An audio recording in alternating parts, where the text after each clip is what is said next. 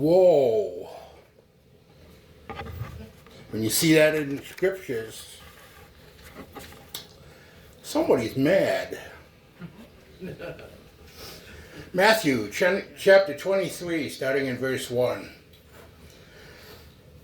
Then Yeshua said to the crowds and to his disciples, the scribes and the Pharisees sit on Moses' seat. So do and observe whatever they tell you, but not the works they do. For they preach, but do not practice. They tie up heavy burdens, hard to hear, and lay them on people's shoulders. But they themselves are not willing to move with them with their finger. They do all their deeds to be seen by others, for they make their fallacies broad and their fringes long. And they love the place of honor at feast and the best seats in the synagogues, and greetings in the marketplace and being called rabbi by others. But you are not to be called rabbi, for you have one teacher, and you are all brothers. And call no man your father on earth, for you have one Father who is in heaven. Neither be called instructors, for you have one instructor, the Messiah. The greatest among you shall be your servant.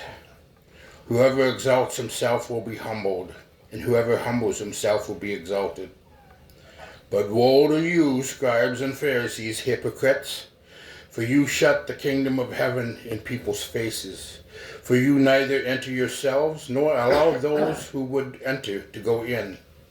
Woe to you, scribes and Pharisees, hypocrites, for you travel across sea and land to make a single proselyte.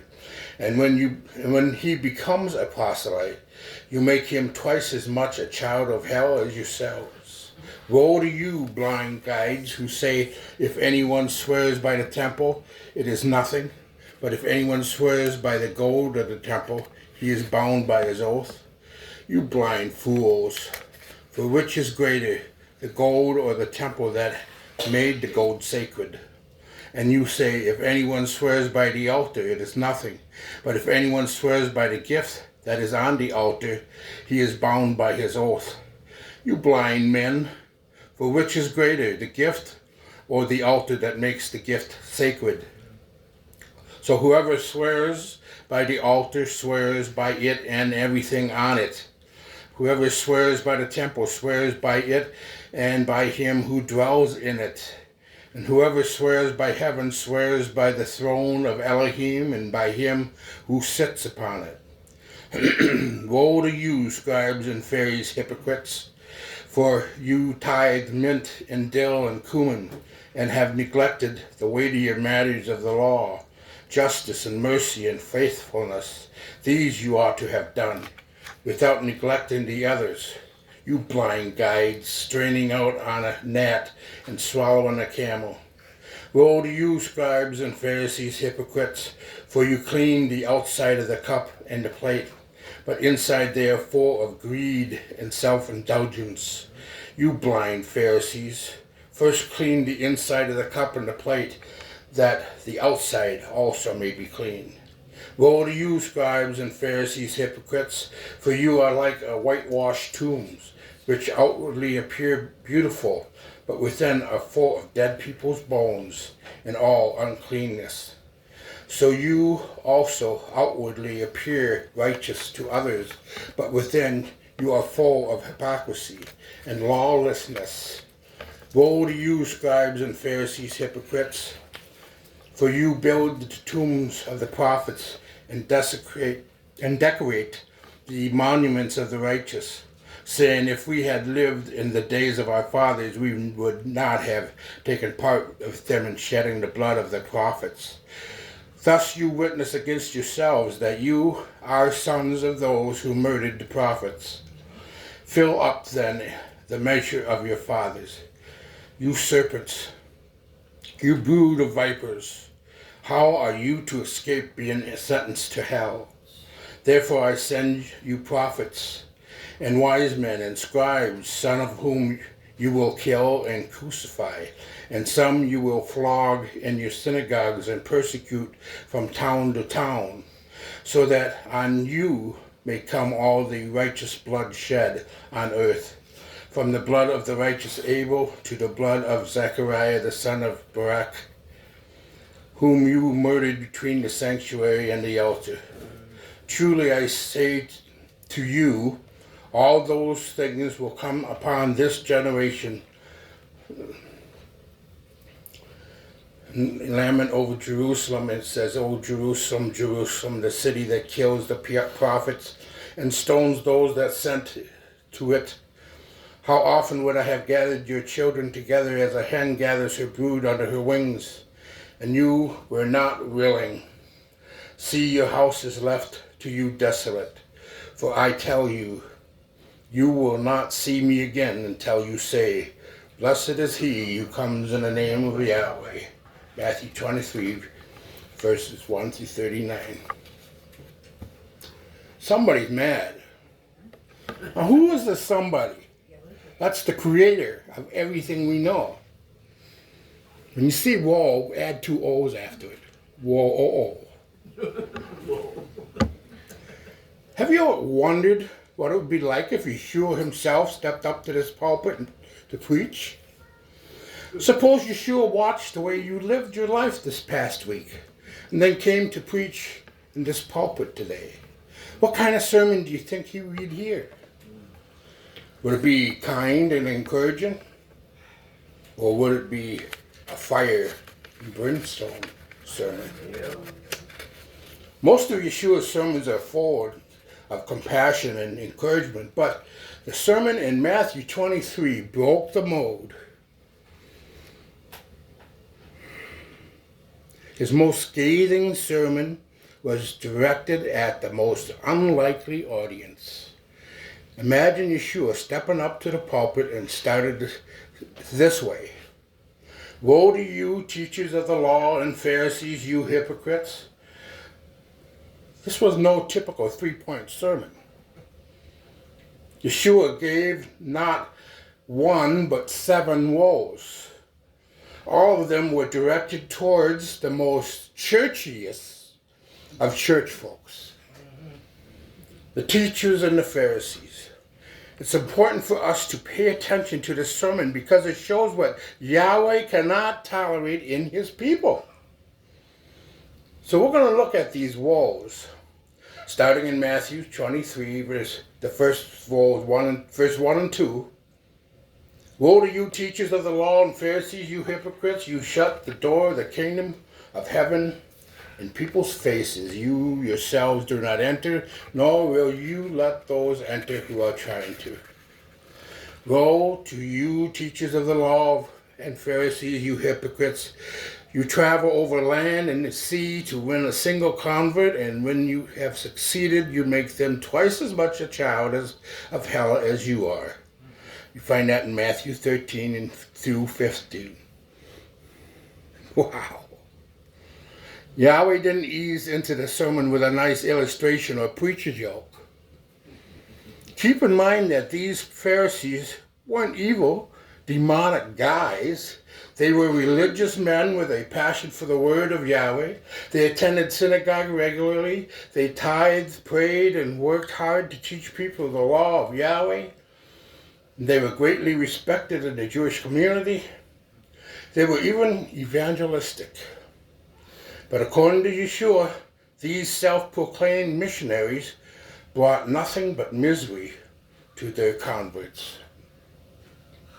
When the Pharisees evangelized, they weren't looking for people who didn't know Yahweh at all. They were looking for people to convert to their brand of religion. Each rabbi had his own pet theory, and he wanted people to follow his particular sect of Judaism. This is one of the biggest problems in the church today. By William Barclay wrote, "The greatest of all heresies is the sinful conviction that any church has a monopoly on God of his truth, that any church is the only gateway to God's kingdom. Most cults fall into this category. Beware of any church or teacher who thinks they have a corner on the truth. Watch out for churches who teach that they are the only ones who teach the truth. If you want to go to heaven, you better follow their rules. These types of false teachers will try to control every aspect of your life. The message is, do everything our way or else. Some people seem to want this kind of church, but it's not the pattern Yeshua taught. What I admire about the movement that gave birth to our congregation, we are satisfied to be simply believers. Not hyphenated believers or denominated believers, and certainly not only believers. We preach to the love of Messiah. If you love me, keep my commandments. In the Bible, or people call it Torah. Now the third and fourth role. In the next two woes, Yeshua attacked the religious leaders as blind guides and hypocrites, because they were. There were two religious rituals that Yeshua attacked here: religious oaths and tithes. He objected to the Pharisaic oath because they were nothing more than legal loopholes. It was all about collateral. If you swore by the temple, that wasn't binding because you didn't own the temple. But if you swore by the gold in the temple, that was binding because maybe you owned some of that gold that was in the temple. If you swore by the altar, you could lie all you want. But if you swore by the carcass on the altar, you better be telling the truth. In other words, the whole religious oath thing was so you could defraud unsuspecting Gentiles. The second ritual Yeshua attacked was tithing. The Jews had three purposes for tithes. First, the tithe for upkeep of the temple. Second, the tithe for personal expenses of religious feasts and festivals. And third, tithe for helping the poor and needy. The Pharisees were super meticulous about giving an exact tithe, but they had no compassion or generosity. Yeshua summed it up, this kind of legalism, in colorful terms. He said, "You blind guides, you strain out a gnat, but swallow a camel." In Matthew 23, verse 24. You see, what Yahweh really cares about is compassion and mercy, because Yeshua cares about people. Yeshua cares about people much more than he cares about our rules and procedures. In Mark 6, verse 34, when he went ashore, he saw a great crowd, and he had compassion on them, because they were like sheep without a shepherd. And he began to teach them many things. Micah 6, verse 8. He has told you, O man, what is good. And what does Yahweh require of you? But to do justice, to love kindness, and to walk humbly with your Elohim. Legalism will turn you into a petty person. A petty person will always strain at a gnat, but swallow a camel. Petty people are constantly angry because someone didn't do things their way. The next two woes start with the same phrase. Woe to you, teachers of the law and Pharisees, you hypocrites. Yeshua labels them hypocrites because these leaders looked great on the outside, but inside they were masking deadly muck. And that's a polite way of saying what's inside of them. Yeshua could not have used a more incendiary word than hypocrite. It was a highly offensive word. In fact, there's not even a word like it in the Hebrew or Aramaic language. It was a term that referred to play actors in Greek theater. The Jews' professional actors were the bottom of the center barrel. Yeshua was calling them play actors in a theater that was so evil they would never even set foot in it. You can bet that didn't go over well. This is how it was for people who followed the Pharisees' teaching. They thought they were getting something good. Then when they realized it, they were nasty and bitter. But Yeshua didn't use a nice little illustration. In verses 25 to 28, and you will see that Yeshua compared the Pharisees to dirty dishes and tombstones. Yeshua said, you clean the outside of cups and dishes, but inside they are full of greed and self-indulgences. Then he said, you are like whitewashed tombs, which look beautiful on the outside, but on the inside are full of the bones of dead people and everything unclean. Matthew 23, verses 25 and verses 27. Remember this saying, beauty is skin deep, but ugly goes down to the bone. Well, dead man's bones were considered highly defiling to the Jews. Each year before the pilgrims came to the Feast of Jerusalem, the locals painted the tombs white so no one would accidentally step on top of dead men's bones. Yeshua accused the religious leaders of being like those whitewashed tombs, looking clean on the outside, but being full of deadly muck. We see this all the time in our society.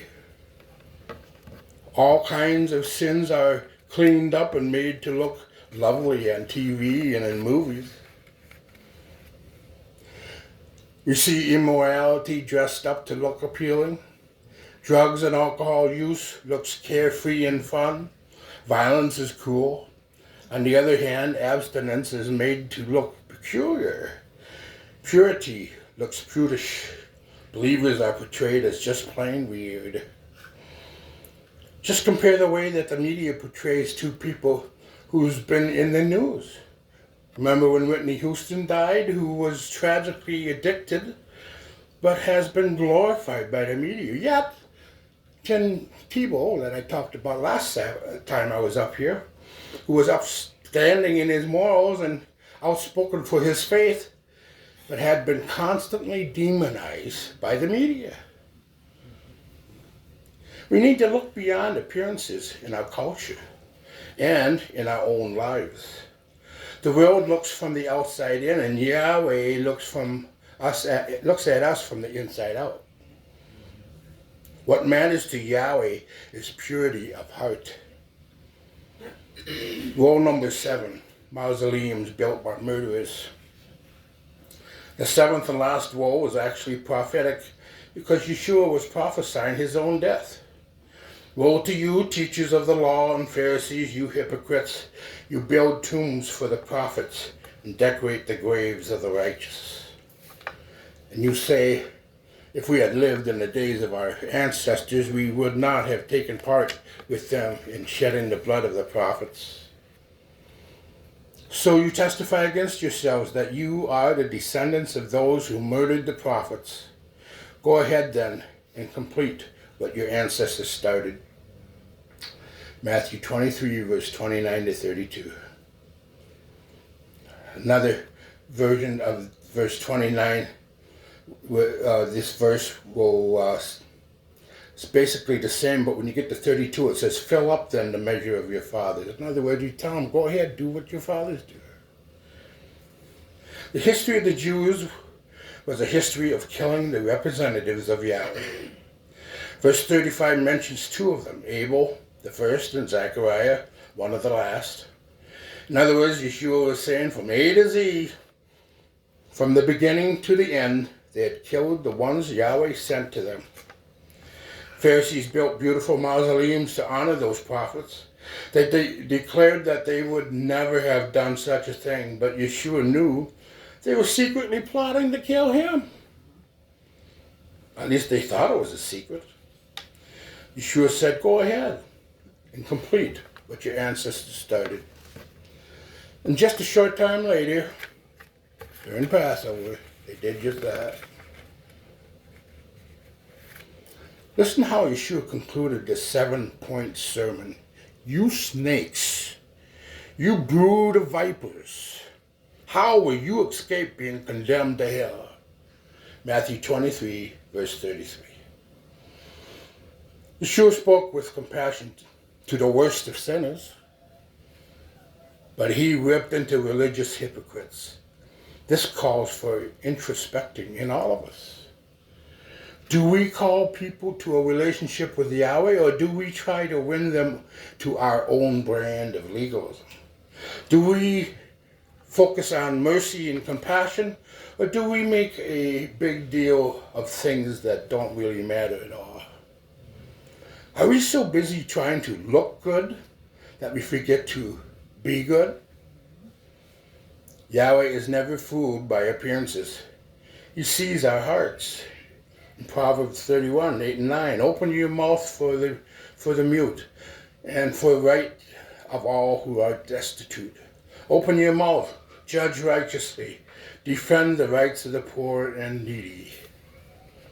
Isaiah 1:17, learn to do good, seek justice, correct oppression, bring justice to the fatherless, plead for the widow's cause. Ephesians 4, verses 1 through 6. Therefore, a prisoner for the Lord, urge you to walk in a manner worthy of the calling to which you have been called, with all humility and gentleness and patience, bearing with one another in love, eager to maintain the unity of the Spirit in the bond of peace. There is one body and one Spirit, just as you were called to the one hope that belongs to your call. One Lord, one faith, one baptism, one Elohim and Father of all, who is over all and through all and in all. Ephesians 4, verses 1 through 6. Philippians 2, verses 1 through 6.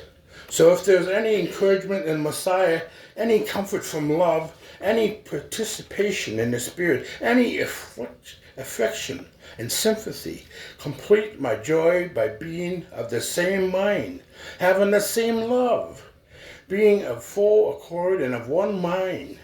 Do nothing from selfish ambition or conceit, but in humility count others more significant than yourselves. Let each of you look not only to his own interests, but also to the interests of others. Have this mind among yourselves, which is yours in Messiah Yeshua, who, though he was in the form of Elohim, did not count equality with Elohim a thing to be grasped. Ephesians 2, verse 1 through 6. In Hebrews 12, 1 and 2. Therefore, since we are surrounded by such a great cloud of witnesses, let us also lay aside every weight and sin which clings so closely, and let us run with endurance to the race that is set before us. Looking to Yeshua, the founder and perfecter of our faith, who, for the joy that was set before him, endured the stake, despising the shame, and is seated at the right hand of the throne of Elohim. 1 Peter 2, verse 9 and 10. But you are a chosen race, a royal priesthood, holy nation, a people for his own possession, that you may proclaim the excellencies of him who called you out of darkness into his marvelous light. Once you were not a people, but now you are Yahweh's people. Once you had not received mercy, but now you have received mercy.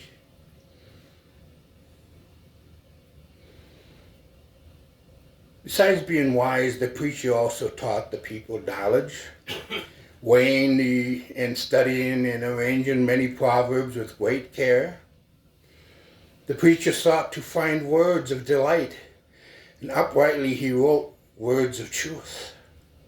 The words of the wise are like goads, and like nails firmly fixed are the collected sayings. They are given by one shepherd. My son, beware of anything beyond these. Of making many books there are no end, and much study is a weariness of the flesh. The end of the matter? All has been heard. Fear Yahweh and keep his commandments. For this is the whole duty of us. For Yahweh will bring every deed into judgment, with every secret thing, whether good or evil. Ecclesiastes 12, 9-14. Remember, the end of the matter. All has been heard. Fear Yahweh.